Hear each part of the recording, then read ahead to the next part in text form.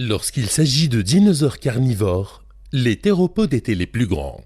Le nom théropode signifie pied de bête, et ce terme fait référence à un groupe incroyablement diversifié de dinosaures bipèdes saurisquiens, signifiant lézardés. Mais quels étaient les plus grands?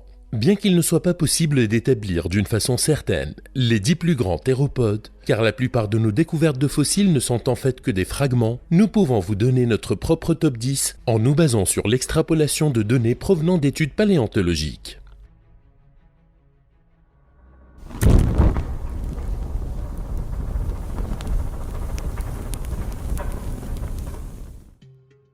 Notre premier est le Mapusaurus, qui a vécu il y a environ 100 à 90 millions d'années, et dont le nom se traduit par « lézard de terre ». Ce géant crétacé d'Amérique du Sud pouvait atteindre une longueur de 10 à 12 mètres, et nous avons pu observer les différentes étapes de son développement grâce à un lit d'os qui abritait cet individu. Cela suggère que les Mapusaurus auraient chassé en groupe ou en meute, ce qui leur aurait permis de s'attaquer à certains des plus grands sauropodes, tels que l'Argentinosaurus, qu'il serait presque impossible d'abattre seul. Les Mapusaurus avaient également de sérieuses dents dentelées, et leur conception nous laisse penser que chaque morsure était capable d'arracher d'énormes morceaux de chair. Une autre espèce favorite des nombreux fans de dinosaures, deuxième dans notre classement, est le puissant Allosaurus, un chasseur vicieux de la fin de la Jurassique, qui pouvait être trouvé en Amérique du Nord, en Sibérie, en Tanzanie et au Portugal, il y a environ 150 millions d'années. Le plus effrayant chez ce carnivore mesurant 11 à 12 mètres de long est que l'abondance de squelettes trouvés ensemble semble suggérer que l'allosaure aimait chasser en meute. Pour vous donner une idée de la façon dont cela pouvait se passer, vous pouvez prendre l'exemple de la carrière de Cleveland Lloyd dans l'Utah. Selon le Bureau américain de la gestion des terres, sur les 74 dinosaures trouvés dans la carrière, 46 sont des allosaures, ce qui explique pourquoi nous pensons qu'ils chassaient en groupe. Une caractéristique intéressante que vous voyez sur le crâne d'un Allosaurus est qu'il le rend facile à identifier et qu'il avait des cornes frontales. De plus, la forme étrange de sa mâchoire nous laisse penser qu'il aurait pu utiliser sa tête pour attaquer comme avec une hache afin de trancher sa proie. Notre prochain dinosaure est le Saurophaganax, un proche parent de l'Allosaurus. Originaire de la fin du Jurassique, il y a environ 150 millions d'années, le Saurophaganax chassait en Amérique du Nord, et beaucoup de ses fossiles ont été trouvés en Oklahoma. Bien que nous ne sachions pas grand-chose sur le Saurophaganax, nous pensons sur la base de ses découvertes qu'il aimait chasser les jeunes sauropodes, mangeurs de plantes, ainsi qu'occasionnellement des théropodes plus petits, ce qui lui a valu son nom qui se traduit par le plus grand mangeur de lézards. Mais au fait, quelle était la taille du Saurophaganax ? Il mesurait environ 11 à 13 mètres de long. Il y a environ 125 à 110 millions d'années en Amérique du Sud, l'Argentine du Crétacé accueillait un autre carnivore gargantuesque, connu sous le nom de Tyrannotitan. Il atteignait une longueur pouvant aller de 11 à 13 mètres. Les prélèvements de fossiles sont limités. Mais d'après ce que nous avons, nous pouvons avancer quelques idées. La queue de cette bête, par exemple, était probablement très longue et très forte.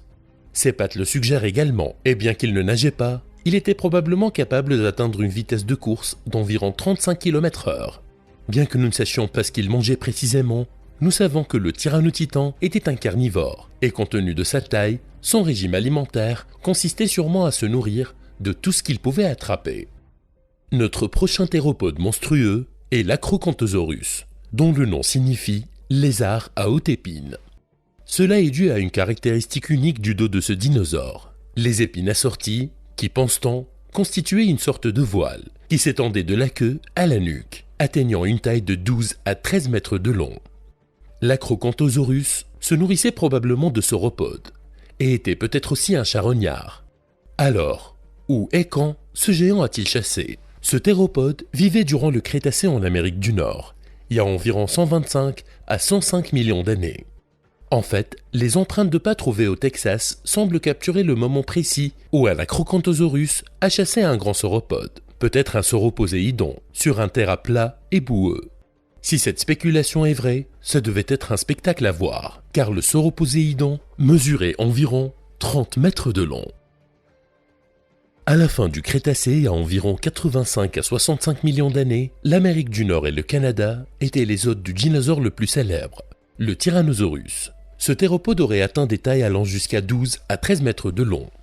C'était probablement un chasseur rapide, et si les projections de son placement musculaire et de son centre de masse sont correctes, ce géant pouvait potentiellement courir à 20 jusqu'à 35 km par heure pour chasser sa proie. Mais le plus remarquable sur ce célèbre prédateur de pointe était sa morsure. Une étude de 2012 a indiqué que le Tyrannosaurus avait probablement une force de morsure d'environ 60 000 newtons. Les dents du Tyrannosaurus n'étaient pas aussi pointues qu'on pourrait le croire, mais plutôt émoussées. Cela permettait à ses dents de résister face à la lutte des malheureuses victimes du Tyrannosaurus. Il y a environ 100 à 95 millions d'années, un dinosaure carnivore géant parcourait l'actuelle Argentine. Avec ses 12 à 13 mètres de long, le Giganotosaurus était considéré comme l'un des plus grands dinosaures carnivores d'Amérique du Sud. Bien qu'aucun squelette complet n'a été trouvé, les os que nous avons suggèrent que ce chasseur était rapide et précis, capable de sprinter jusqu'à 35 km/h sur des courtes distances. Alors, qu'est-ce que le Giganotosaurus mangeait ?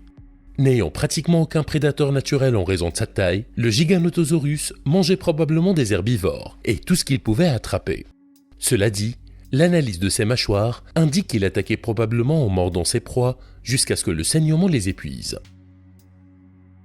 Il y a environ 100 à 90 millions d'années, notre prochain théropode a élu domicile dans le Brésil du Crétacé supérieur. Oxalaia est l'un des membres les plus mystérieux dans notre liste, n'étant identifié que par 2 fragments d'os du crâne trouvés en 1999. Ce que nous pouvons pu discerner de ces fragments, c'est que l'Oxalaia est une sous-espèce de la famille des spinosaures, mesurant environ 12 à 14 mètres. Ce dinosaure bipède, ressemblant à un crocodile, passait la plupart de son temps dans ou près de l'eau et mangeait presque exclusivement du poisson. Mesurant entre 12 et 14 mètres de long, le prochain dinosaure de cette liste est le Carcharodontosaurus. Ce puissant théropode a parcouru l'Afrique du Nord il y a environ 100 à 90 millions d'années. Bien qu'il soit difficile de prouver une coopération entre chasseurs, certains ont émis l'hypothèse que des petits groupes de Carcharodontosaurus auraient été capables d'abattre même d'énormes sauropodes. Leurs dents dentelées, semblables à celles d'un couteau, étaient tout à fait capables de percer une peau épaisse. Il est probable que le Carcharodontosaurus, qui ne refusait jamais un repas, récupérait également les restes d'autres dinosaures, ce qui constituait une source bienvenue à son régime alimentaire. Notre dernier dinosaure est considéré comme le plus grand des dinosaures carnivores. Des fossiles indiquent qu'il mesurait probablement 15 à 18 mètres de long, et vous pourriez même avoir une idée de ce à quoi il pouvait ressembler grâce à la célèbre bataille du T-Rex dans Jurassic Park 3. Les premiers fossiles de Spinosaurus ont été découverts en 1912 dans la formation de Baharia, dans l'ouest de l'Égypte, par Richard McGrath, un collectionneur de fossiles et un ami de l'homme qui allait plus tard décrire et nommer la découverte en 1915 un paléontologue nommé Ernst Strummer.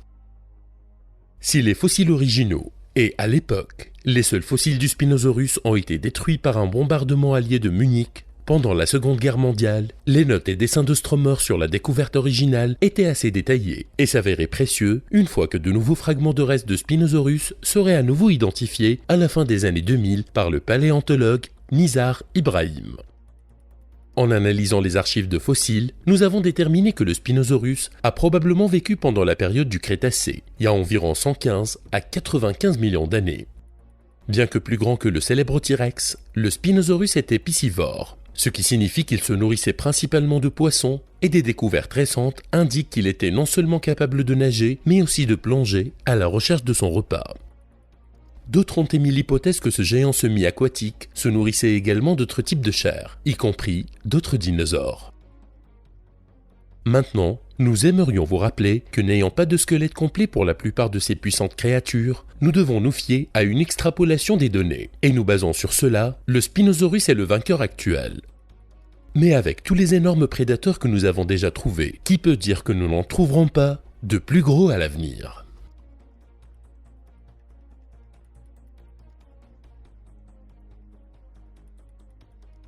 Si tu es intéressé par d'autres vidéos passionnantes sur les temps primitifs, alors tu peux cliquer sur cette playlist afin de regarder toutes les vidéos similaires. Tu peux également t'abonner à cette chaîne YouTube si tu ne veux rien manquer à l'avenir.